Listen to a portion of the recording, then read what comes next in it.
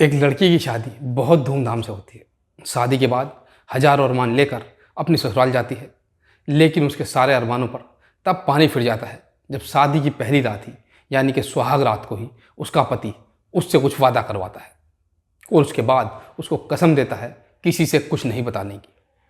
फिर वह अपनी पत्नी से कुछ ऐसी बात बताता है जिसे सुनकर दुल्हन के पैरों के नीचे से जमीन खिसक जाती है और उसकी आंखों से आंसू की धारा बहने लगती है। वह बहुत मायूस हो जाती है। उसके सारे सपने चूर चूर हो गए। अब वह चाहकर भी किसी को कुछ नहीं बता सकती क्योंकि पति से पहले ही वादा कर चुकी होती है। कुछ नहीं बताने का उदासी और मायूसी में उस दुल्हन ने दिन बीतने लगते हैं। फिर कुछ दिनों के बाद ही पति की अचानक तबीयत बहुत ज़्यादा खराब हो जाती है और वह ठीक नहीं होता और उसकी मृत्यु हो जाती है। पति की मृत्यु होने के बाद उस नई नवेली दुल्हन के ऊपर मानो दुखों का पहाड़ सा टूट गया हो और उसकी सास अपने बेटे के मरने का जिम्मेदार उस दुल्हन को ही बना रही थी। कुलक्षणी और भक्षणी कहकर उसे गालियां दे रही थी। इससे भी ज़्यादा आश्चर्य की बात तब होती है जब वही दुल्हन पति की मृत्यु के साल भर बाद ही प्रेग्नेंट हो जाती है।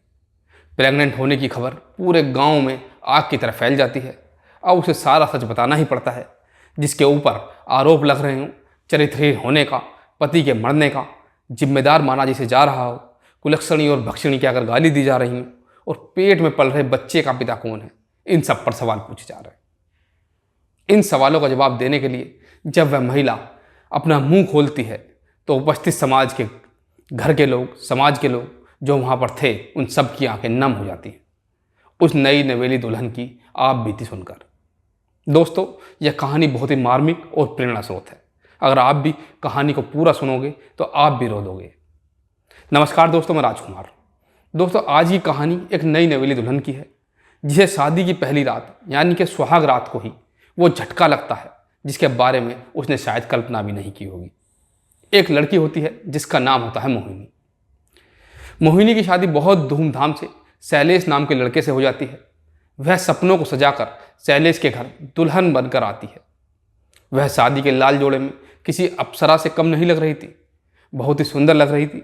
उसकी तारीफ सब लोग कर रहे थे, घर में भी और घर वालों के अलावा जो मेहमान थे वो सब लोग शैलेश की भी तारीफ कर रहे थे कि शैलेश, तुम्हारी दुल्हन बहुत ही अच्छी है, बहुत ही सुंदर है। अंदर कमरे में बैठी हुई मोहिनी यह सब सुनकर मन ही मन बहुत खुश होती है। थोड़ी ही देर में शाम होने वाली होती है और उसके दिल की भी धड़कनें बढ़ने लगती हैं। कुछ ही देर बाद मोहिनी की नंद नैना उसके कमरे में आती है उसे खाना लेकर। तो नैना को देखकर मोहिनी बहुत प्रसन्न हो जाती है। उसे ननद के रूप में अपनी बहन नजर आती है। नैना अपनी भाभी मोहिनी से कहती है कि भाभी, ये लो खाना खा लो, नहीं तो थोड़ी देर बाद भैया आ जाएंगे तो आप उनसे बात करने में व्यस्त हो जाओगी, फिर खाना नहीं खा पाओगी। तो मोहिनी अपनी नंद नैना से कहती है, क्या तुम्हारे भैया खाना नहीं खाएंगे? तब नैना कहती है कि भैया ने बोला है कि वे बाद में खा लेंगे। तो मुझे लगा कि शायद आपको भूख लगी होगी, इसलिए मैं आपको खाना लेकर आ गई। चुलबुली ननद की बातों से मोहिनी बहुत इंप्रेस हो गई। वह सोचने लगी कि चलो ननद के रूप में छोटी बहन मिल गई। यही सब सोचते सोचते वह खाना खा रही थी, तभी दरवाजे पर किसी ने आने की दस्तक दी। वह झट से उठकर एक हाथ से दरवाजे खोलती है तो सामने उसका पति शैलेश होता है। वह अपने पति को देखकर थोड़ा घबरा जाती है और थाली को हाथ में लेकर उठ जाती है। तो शैलेश कहता है कि घबराओ मत, पहले अच्छे से खाना खा लो। तो मोहिनी फिर से खाना खाने में लग जाती है और खाना जब खा लिया तब अपने पति शैलेश से पूछा कि आपने खाना खा लिया? तो शैलेश ने कहा कि हाँ, मैंने खाना खा लिया है। मोहिनी बिस्तर पर बैठी हुई थी। फिर शैलेश भी उसके करीब जाकर बैठ गया और उसका हाथ पकड़ते हुए अपने हाथों में लिया और बोला, मैं तुमसे कुछ बात करना चाहता हूँ, पर तुम्हें मुझसे वादा करना होगा कि तुम यह बात किसी को नहीं बताओगी। यह बात हमेशा राज बनाकर रखोगी। हमारे और तुम्हारे बीच की पहली ही रात को अपने पति से इस तरह की बात करना और किसी बात के लिए वचनबद्ध होकर करना मोहिनी को थोड़ा अजीब सा लगा। वह बोली कि ठीक है, मैं कभी किसी से कुछ नहीं कहूँगी, पर पतिदेव, ऐसी क्या बात है? तब शैलेश बोला कि आपको मेरे सर पर हाथ रखकर कसम भी खानी होगी कि सचमुच में तुम कभी किसी से नहीं कहोगी। तो मोहिनी सर पर हाथ रखकर कसम भी खा लेती है और वचन भी दे देती है कभी किसी से कुछ नहीं कहने का। उसके बाद शैलेश और मोहिनी में क्या बात हुई यह किसी को नहीं पता। वह बात गुप्त थी, पर शैलेश ने मोहिनी को जो बताया उसे सुनने के बाद उसकी आंखें नम हो गई। वह फूट फूट कर रोने लगी। शैलेश ने उसे बहुत समझाया, लेकिन उसके आंसू रुकने का नाम नहीं ले रहे थे। वह रोई ही चली जा रही थी। रोते रोते रात हो गई। वह बिस्तर पर लेटे लेटे एक दूसरे के अपोजिट दोनों पीट करके सुबह तक सोते रहे। ना तो उन दोनों ने सुहागरात मनाई, ना तो आपस में कोई बात की। सुबह जब हो गई तब मोहिनी उठकर बिस्तर पर से अपने बाथरूम में नहाने चली गई। तब शैलेश ने उसका हाथ पकड़कर बिस्तर पर बैठा लिया और उससे पूछा कि मोहिनी, जो मैंने तुमसे वचन ले लिया था और जो तुम्हें कसम दे दी है किसी से कुछ बताने का नहीं, तुम उसी बात से नाराज हो ना? तब मोहिनी कहती है कि नहीं, ऐसी कोई बात नहीं है। वह सहमति से अपना सिर हिला देती है और नहाने चली जाती है।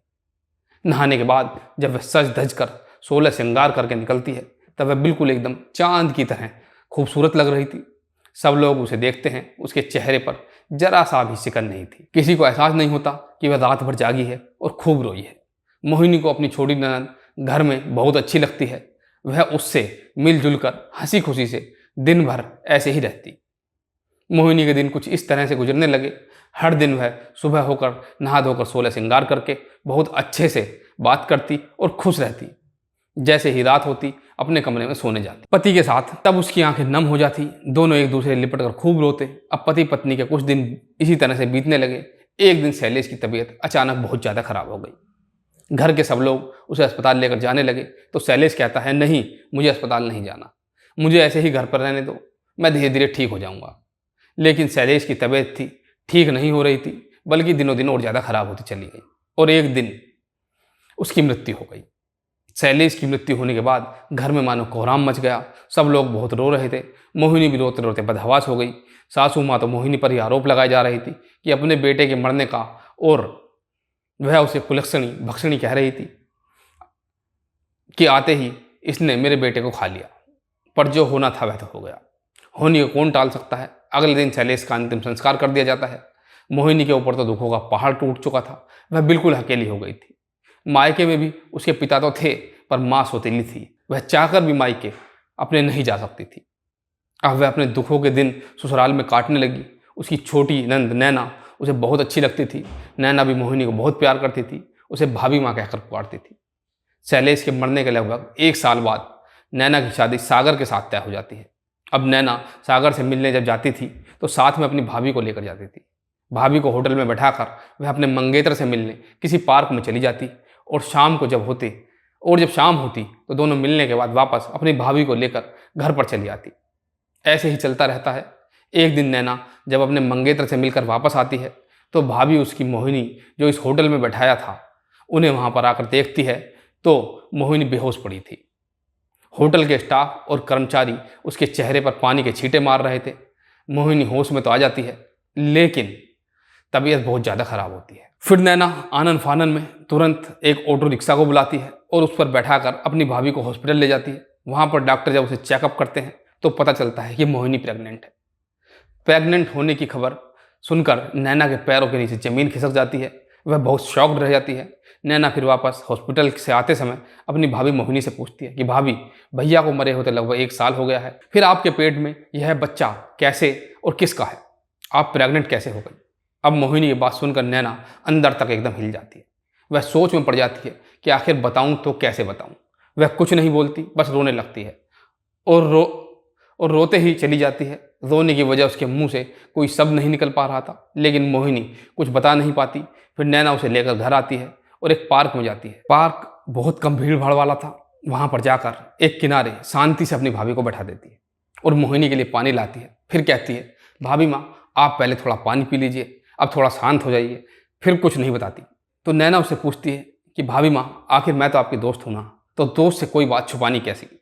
मुझे आप बताइए, अगर आप नहीं बताओगी तो एक ना एक दिन तो घर वाले जान ही जाएंगे, फिर हम उन्हें क्या जवाब देंगे। तब वो बताना ही पड़ेगा ना। नैना ने कि कई बार जिद करने के बाद मोहिनी ने कहा कि नैना, शादी की पहली रात को ही जब मैं आई थी तो तुम्हारे भैया ने मुझसे वचन ले लिया था और कसम दे दी थी किसी से कुछ नहीं बताने की। लेकिन किस्मत ने आज मुझे ऐसे मोड़ पर लाकर खड़ा कर दिया है कि जहाँ से मुझे सब कुछ बताना ही पड़ेगा। तुम्हारे भैया की दुल्हन बनकर जब मैं ससुराल में आई तो मैं भी और लड़कियों की तरह बहुत एक्साइटेड थी, बहुत खुश थी। लेकिन मेरी खुशियों को शायद किसी की नज़र लग गई। तुम्हारे भैया जब रूम में आए तो उन्होंने मुझे एक वचन लिया और मुझे अपने सर पर हाथ रखकर कसम दी कि मैं तुम्हें कुछ बताने वाला हूँ और तुम यह बात किसी को कभी नहीं बताओगे। तुम्हारे भैया मुझे बहुत प्यार करते थे, मैं भी उनसे बहुत प्यार करती थी। मैं नहीं चाहती थी कि उनकी बताई बात मैं किसी को बताकर उनकी बदनामी कराऊं, समाज में उनकी थूथू हो, इसलिए मैंने उनकी बात मान ली। वह बात यह थी कि तुम्हारे भैया को एड्स की बीमारी थी।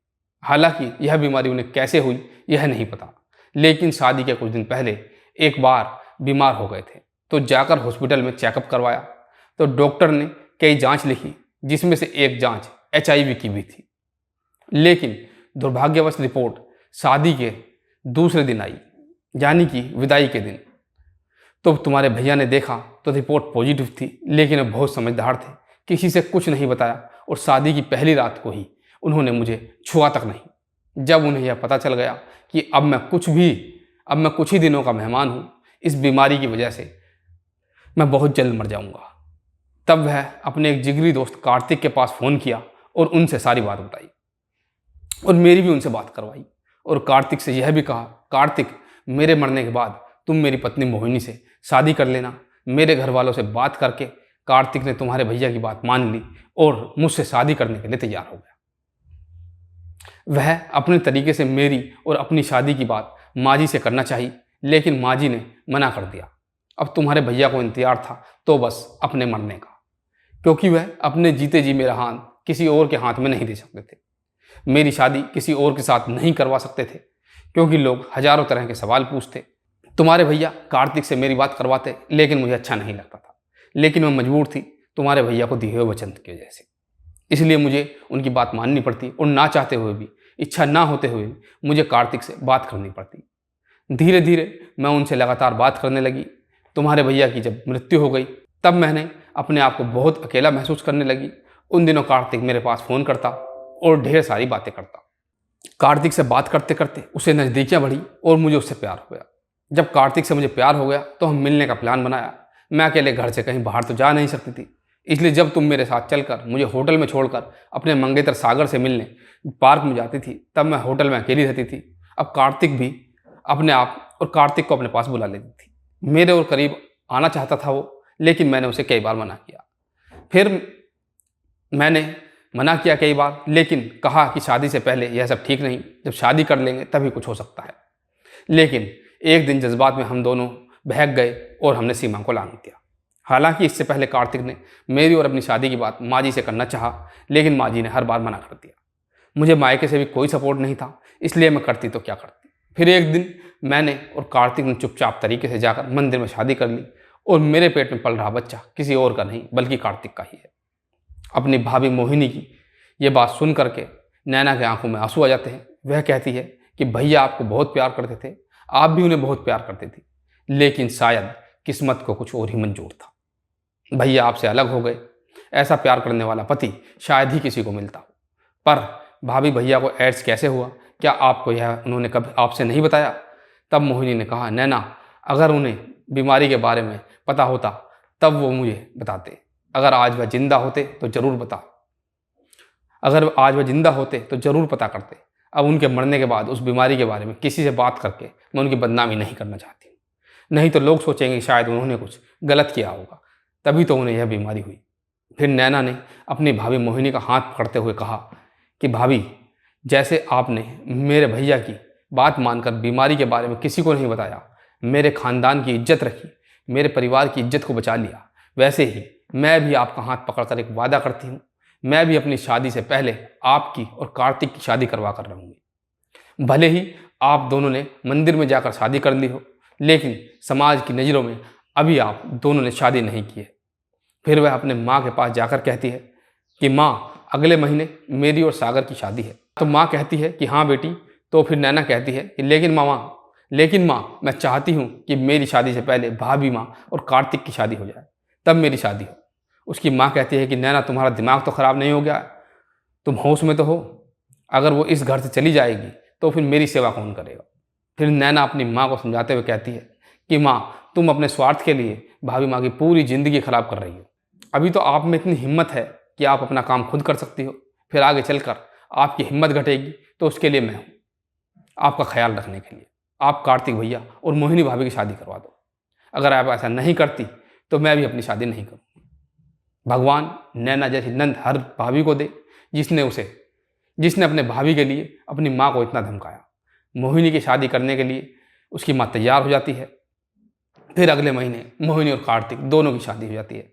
मोहिनी जब दुल्हन बनकर कार्तिक के घर जाती है, उसके बाद नैना अपनी शादी अपने मंगेतर सादर के साथ करती है। दोस्तों, आज की है एक नवविवाहिता एक कहानी आप लोगों को कैसी लगी? अगर अच्छी लगी हो तो कमेंट सेक्शन में अपनी प्रतिक्रिया जरूर दें और वीडियो को लाइक करें और चैनल को सब्सक्राइब करना ना भूलें। फिर मिलूंगा किसी अगले वीडियो के साथ, किसी और नई कहानी के साथ। तब तक के लिए मुझे इजाज़त दीजिएगा। धन्यवाद।